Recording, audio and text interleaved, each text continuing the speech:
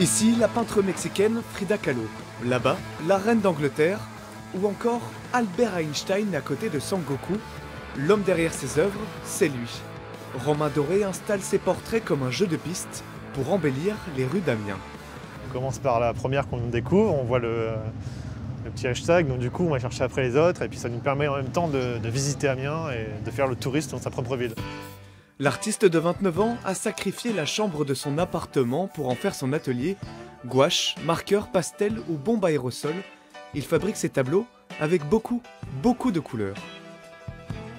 Je travaille souvent avec des gravures justement pour commencer mon personnage et je me dis tiens cette couleur ça pourrait être bien, du rouge là, du vert là-bas, du violet pour refaire sortir. Et du coup dans ma tête je vois plus le noir et blanc, c'est toujours coloré. Il n'y a pas de limite à la couleur, il faut que j'en mette partout, tout le temps, il faut qu'il y ait de la couleur. Une série de 10 portraits de personnalités qui ont marqué la société.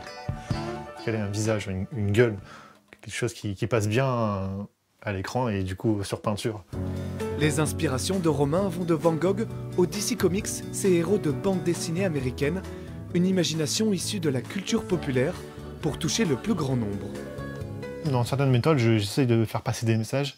Il n'y a pas longtemps, j'ai fait un triptyque sur justement la sexualité pour montrer que tout est possible, autant hétéro qu'homosexuel ou transgenre ou ce que tu veux être d'ailleurs. Et voilà, pour montrer qu'avec les personnages de pop culture, on est capable de transmettre des messages très facilement et très clairement surtout. Romain ose, il casse les codes et ses tableaux attirent le regard des passants. Je trouve ça vraiment bien, c'est un peu punk rock, ça ressemble à la photo de la reine faite par les Sex Pistols, donc c'est vraiment cool. Romain Doré parvient à vivre de son travail depuis 6 mois. Sa série de portraits sera exposée au centre Léo Lagrange d'Amiens à partir du 30 août.